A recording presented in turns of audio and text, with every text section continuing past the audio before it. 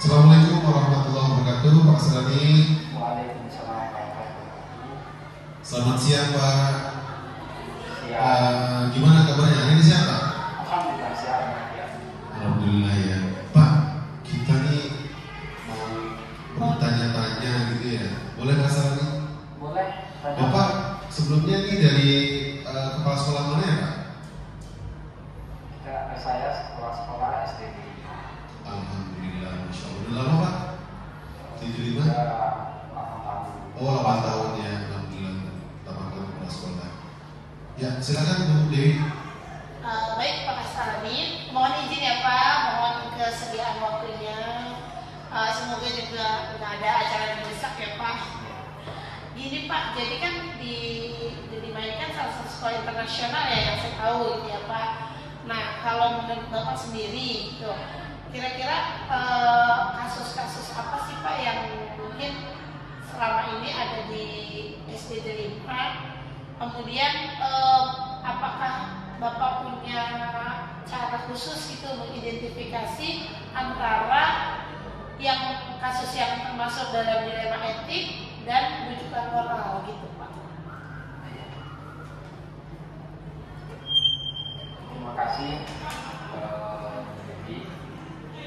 Ya, memang di sekolah kami itu sangat rentan ada kasus seperti ini karena mungkin kondisi atau ekonomi anak-anaknya itu beragam, ada yang menengah ke atas, ada yang memang punya power. Ada yang bawah. Nggak ada yang bawa ya Pak. Kebetulan kemarin ada kasus yang terjadi di sekolah kami. Kasusnya ini hanya ya maklumlah, antara anak-anak itu kan biasanya bercanda, karena ada satu anak yang tidak gampang untuk disenggol sedikit, itu akan jadi satu masalah atau kasus. Nah, saya mendapatkan laporan itu dari supervisor dan dari anak-anak yang lain. Maka begitu saya menerima informasi itu, maka langkah saya yang pertama itu adalah mengidentifikasi di mana letak masalahnya. Nah, identifikasi yang pertama ini adalah saya menghimbau kepada supervisornya untuk mencari letak atau titik masalahnya di mana, itu yang pertama. Nah, kemudian yang kedua, informasi yang kedua yang saya dapatkan adalah dari pihak yang satu ini mengimbau anak ini diusahakan dikeluarkan dari sekolah karena sudah berdampak atau berdampak negatif terhadap anak-anak yang lain karena mengganggu. Nah, ini menjadi dilema etika bagi saya dan merupakan moral bagi saya. Nah, langkah yang saya lakukan yang pertama itu tadi adalah mengidentifikasi dulu masalahnya. Berarti untuk saat ini ya, dalam waktu dekat ini sebenarnya sudah terjadi dilema etik yang Bapak alami gitu ya Pak. Oh baik Pak. Nah, untuk Bapak sendiri nih Pak, kan dalam pengambilan keputusan gitu ya Pak, berarti kan ini posisinya kasusnya benar sama benar gitu ya Pak. Kemudian bagaimana Bapak menjalankan pengambilan keputusan atas kasus ini? Ya. Cara saya menjalankan pengambilan keputusan ini adalah begitu saya dapat informasi yang cukup dari kejadian itu, maka kemudian langkah yang saya lakukan adalah saya manggil orang tua si A dan saya manggil orang tua B dan saya pertemukan dan orang tua yang lain. Saya sampaikan mereka menyampaikan masalahnya apa, keinginan mereka apa, itu saya tampung terlebih dahulu tadi sebelum saya mengambil keputusan yang pasti. Bu, saya mau nanya nih, kayaknya jadi seru gini Bu ya. Iya benar-benar. Pak Kasrani tadi udah cerita tentang kasus yang menggunakan dilema etika. Cara dua siswa gitu ya Pak. Tadi kan sama-sama benar masalahnya ya, sama-sama benar. Yang tadi Bapak cerita itu anaknya benar dan itu lagi anaknya benar. Dan Orang tuanya sama usilannya benar juga gitu ya. usilan yang pada umumnya anak-anak. Iya betul. Nah Pak, sekarang saya mau tanya lebih detail nih. Kayaknya langkah-langkah atau prosedur apa sih yang selama ini Bapak lakukan tuh langkah-langkahnya menyelesaikan masalah yang Bapak bilang? Nah, dari mulai pasti kan itu kasusnya sebelum ke Bapak gitu bergulir dulu di pada Ya, kelas betul. sama teman-teman ya mungkin prosedur-prosedurnya sampai hingga akhirnya terdengarlah ke Bapak, kemudian bagaimana langkah Bapak menyelesaikan itu atau sedang berproses kah sekarang atau memang sudah terselesaikan gitu Pak? Oke, langkah-langkah atau prosedur yang saya lakukan pada saat itu adalah ketika saya sudah menemukan kasus-kasus ini, masalah ini sudah teridentifikasi dan pada dasarnya semuanya sama-sama benar. Untuk menyelesaikan itu, saya kumpulkan dalam satu ruangan, ada supervisornya, ada orang tua, dan ada kepala sekolah. Nah, di titik itu yang saya tanyakan adalah ternyata masalahnya itu anak lagi main bareng. Yang kedua, tidak sengaja. Yang ketiga, informasi dari teman yang lain, mereka itu hanya bertabrakan biasa. Lagi main terus tabrakan. Ya. Terus kan dianggap pelecehan seksual gitu kayaknya. Atau Gimana ya? mungkin kekerasan seksual kali ya gitu ya Pak. Padahal ini sama-sama benar ternyata ya. Dia merasa begitu. Bisa jadi juga itu mungkin emang gak bisa dicolek anaknya. Karena anak pejabat ya. Anak-anak yang Berpengaruh kali ya. Nah, Pak Hasanami, ini hal-hal apa ya, yang selama ini Bapak anggap efektif nih dalam pengambilan keputusan pada kasus dilema etika ini? Jadi Bapak bilang kan ini anaknya benar, dia merasa cuma kesenggol doang, tapi yang satu merasa bahwa kok begini kesenggolnya gitu ya, sehingga padahal sama-sama benar gitu Pak ya. Nah, dan orang tua yang gak terima gitu kan perasaan gitu Pak. Setelah Bapak kumpulkan gimana? Setelah itu gimana Pak? Nah, setelah saya kumpulkan, ternyata ada beberapa orang tua yang tetap nggak terima. Nah, langkah saya selanjutnya adalah saya memanggil tim psikolog Yang kerja sama yang kerjasama sama sekolah. Kita sampaikan. Nah, hasil rapat itu kita sudah punya titik poinnya. Nah, langkah selanjutnya adalah saya panggil lagi orang tua yang punya masalah kedua-duanya. Nah, setelah saya kumpulkan, pada dasarnya saya sampaikan ke si A, anak si A, bahwa ini hanya miskomunikasi saja. Saya sampaikan panjang lebar di situ.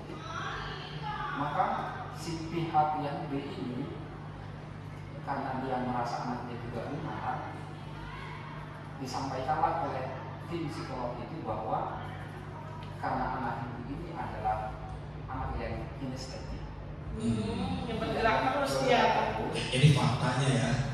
Alangkah baiknya anak ibu ini diberikan pendampingan biar tidak mengganggu yang lain, bukan mengganggu sih, biar tidak banyak beraktivitas di kelas.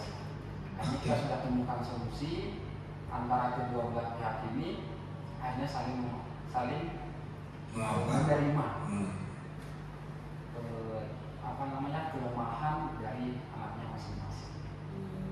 Berapa lama tuh Pak prosesnya? Prosesnya seperti yang saya alami kemarin 3 bulan. Wow. Berat. Berat sih soalnya ya. Mengidentifikasi masalahnya itu 1 minggu saya mencari. Mungkin Bapak kan udah 8 tahun tadi ya, saya dengar Pak ya. Mohon izin ini Pak. Selama 8 tahun ini mungkin kira-kira ada apa sih istilahnya tantangan setiap Bapak kalau mau mengambil keputusan yang menjadi tantangan terberat buat Bapak itu apa sih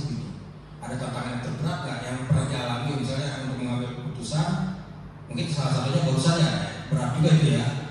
Nah, ada lagi nggak gitu tantangan yang paling berat itu apa sih yang menjadi tantangannya? Tantangan terberat saya ketika ada satu masalah, dan masalah ini menyangkut tentang anak ini harus dikeluarkan dari sekolah. Itu terberat bagi Mengeluarkan anak berarti ya. kepala sekolah untuk mengambil keputusan. Dan akhirnya langkah saya untuk menangani masalah ini adalah saya memanggil anak yang akan dikeluarkan itu bersama orang tuanya dengan berbagai pertimbangan. Saya berikan 3 opsi.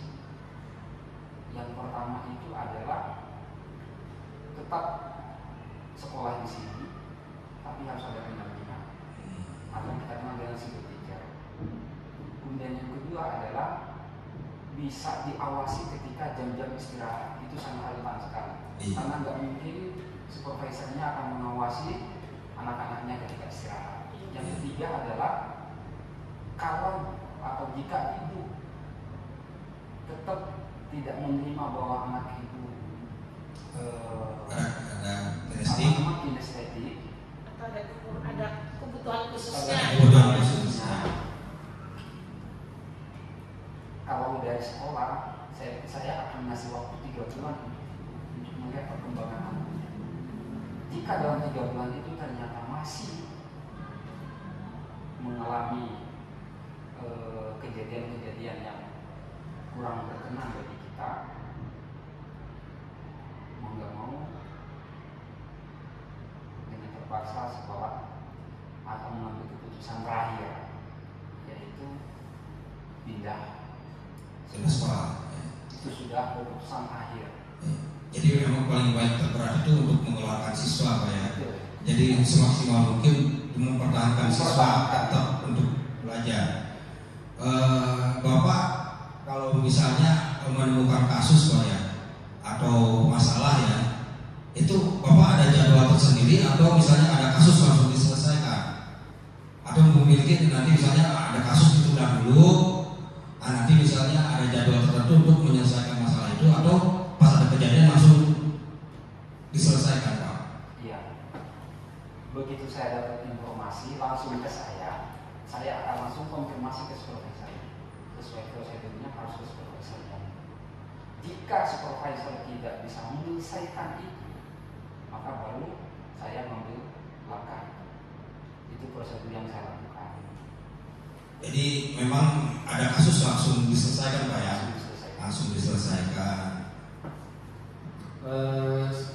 Pak Aksalani, jadi kan kasus tadi banyak yang bila diselesaikan dan segala macam masalahnya.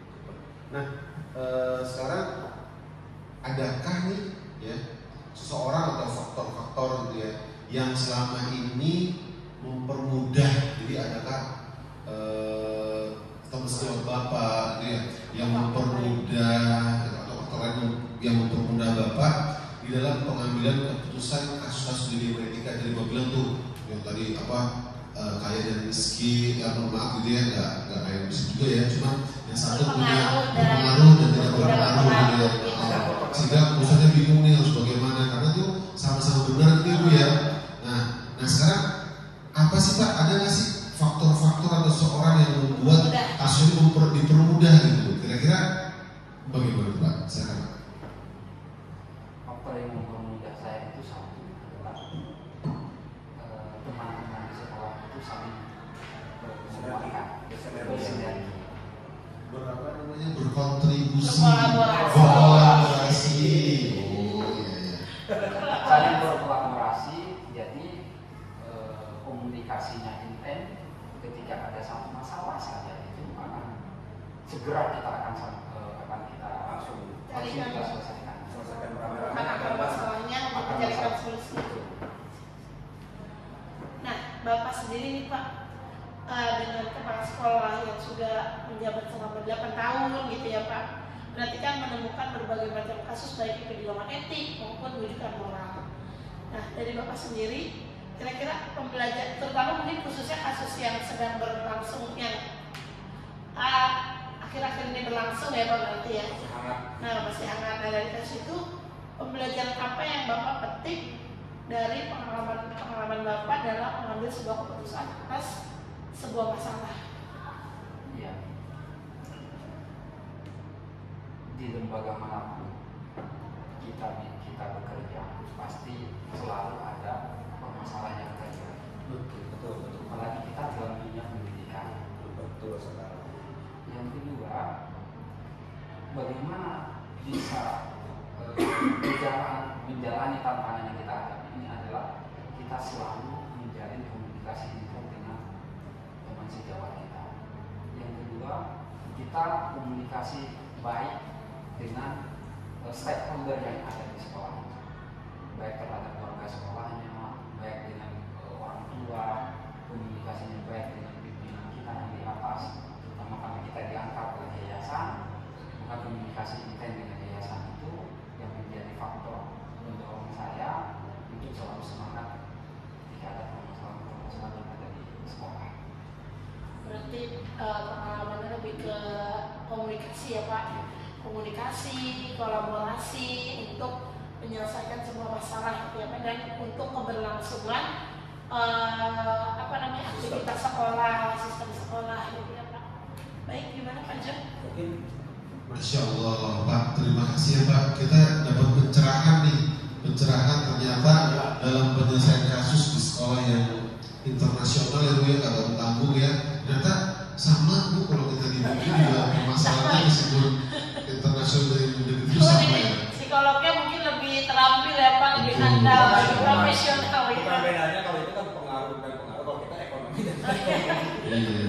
Jadi Pak Kasrani, terima kasih banyak sudah menjawab pertanyaan kami. Terima kasih atas bimbingannya. Terima kasih semuanya. Terima kasih Mas Kasrani. Sama-sama. Siapa?